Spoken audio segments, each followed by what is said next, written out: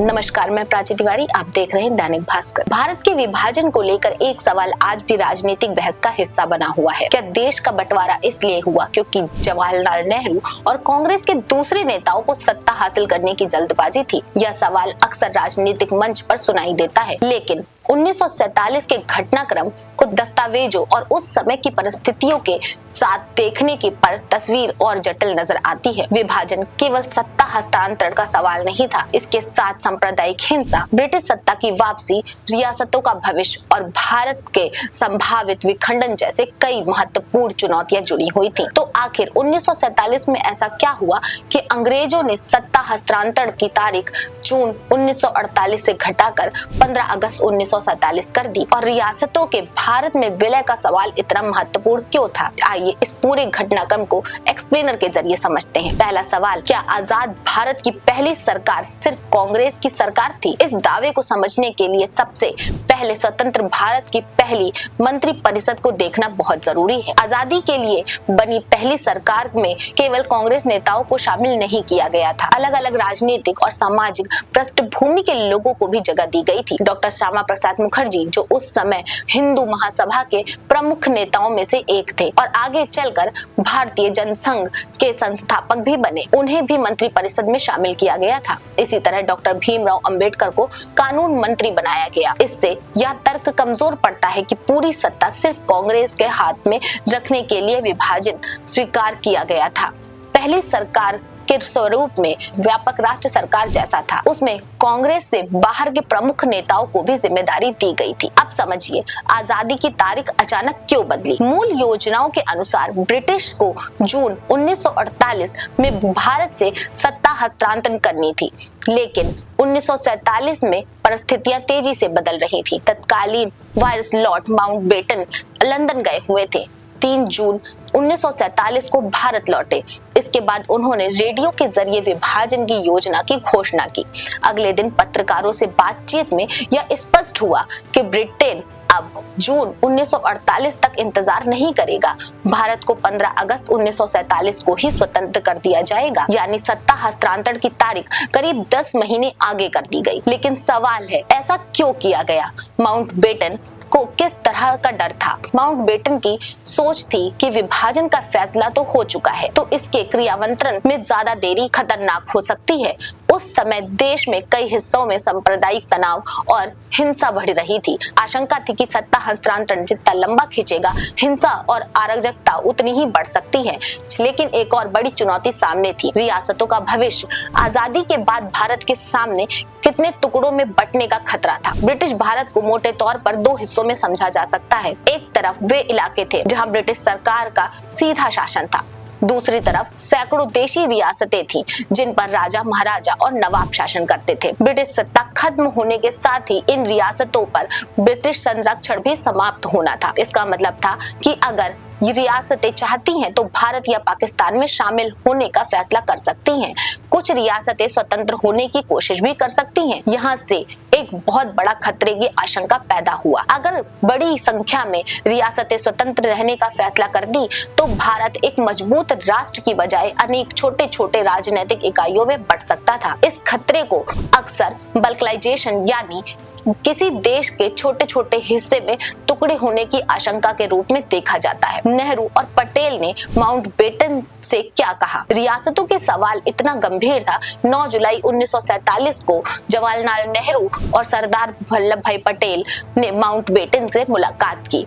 दोनों नेताओं ने रियासतों के साथ भारत के संबंधों का सवाल उठाया और पूछा, इस समस्या का समाधान क्या है? माउंटबेटन निर्णायक भूमिका निभा सकते थे या नहीं? माउंटबेटन ने इस मामले को अपनी प्राथमिकताओं में शामिल करने की बात कही।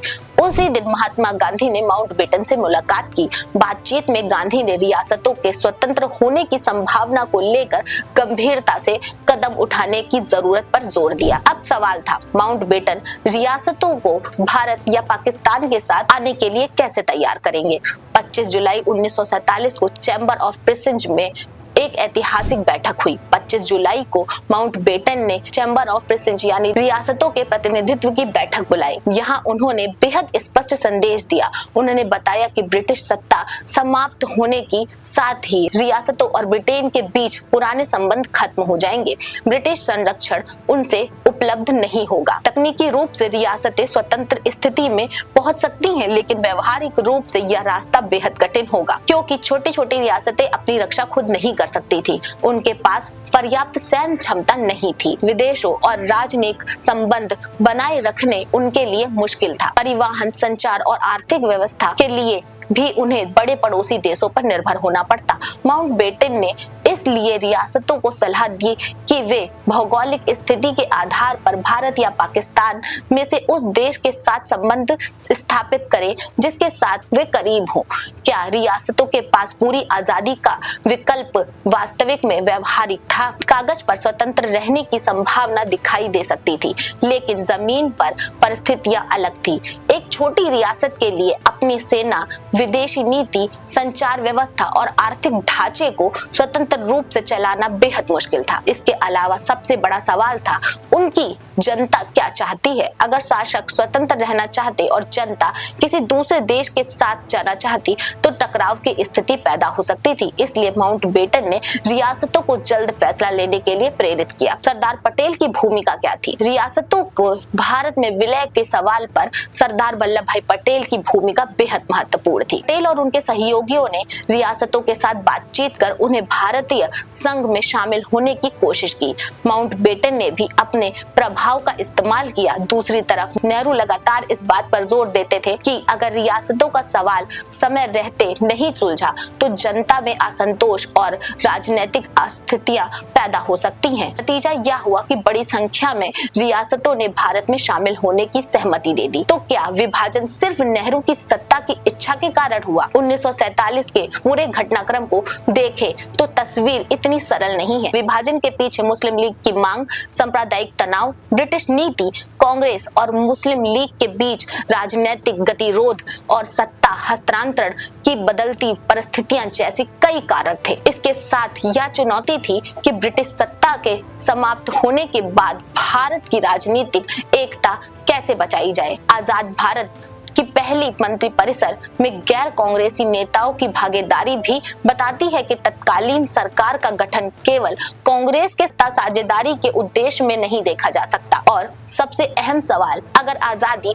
जून 1948 तक टल जाती तो क्या था? यह इतिहास का एक महत्वपूर्ण लेकिन जटिल है क्या होता अगर वाला सवाल है। इतिहासकारों के बीच इस बात पर अलग अलग मत हैं और सत्ता हस्तांतरण के देरी में हालात बेहतर होते या बिगड़ते की संभावना भी है। ज्यादा समय मिलने पर प्रशासनिक तैयारी बेहतर हो सकती थी। दूसरी आशंका यह थी कि सांप्रदायिक हिंसा और राजनीतिक परिस्थितियां और बढ़ सकती थी तथा रियासतों के स्वतंत्र रहने की कोशिश मजबूत हो सकती थी। इसलिए 1947 के नेताओं के सामने सिर्फ आजादी की तस्वीर तय करने का सवाल नहीं था, उनके सामने एक ऐसा भारत था जिसे बचाने की चुनौती भी थी। विभाजन के बाद और ज्यादा विखंडन ना हो तो 1947 का विभाजन सिर्फ एक नेता का सत्ता के महत्वाकांक्षा से जोड़ा कर देखना इतिहास की जटिल परिस्थितियों को बेहद सरल बना देना होगा। विभाजन के पीछे कई राजनीतिक, सामाजिक और सांप्रदायिक कारण थे।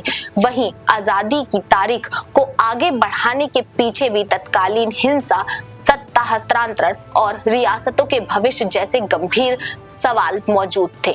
नेहरू, पटेल, गांधी, माउंटबेटन और दूसरे नेताओं के फैसलों का मूल्यांकन आज भी इतिहास, राजनीति की बहस का भविष्य है। लेकिन 1947 को समझने के लिए जरूरी है कि हम उस दौर के फैसले को सिर्फ आज की राजनीतिक नजर से नहीं बल्कि उस समय के सामने खड़ी चुनौतियों और उपलब्ध विकल्पों के संदर्भ के साथ भी देखें, क्योंकि आजाद भारत सिर्फ 15 अगस्त 1947 को पैदा नहीं हुआ था। उसकी राजनीतिक और भौगोलिक नींव उन महीनों में तय हुई थी जब देश एक साथ विभाजन, स्वतंत्रता और एकीकरण तीनों चुनौतियों से जूझ रहा था। ऐसी ही तमाम बड़ी खबरों के लिए बने रहिए दैनिक भास्कर के साथ। राजनीति हो या क्रिकेट, देश विदेश की ब्रेकिंग हो या आपके मोहल्ले की बड़ी खबर, सब मिलेगा एक ही ऐप में, सबसे तेज और भरोसेमंद। अभी डाउनलोड करें दैनिक भास्कर डिजिटल।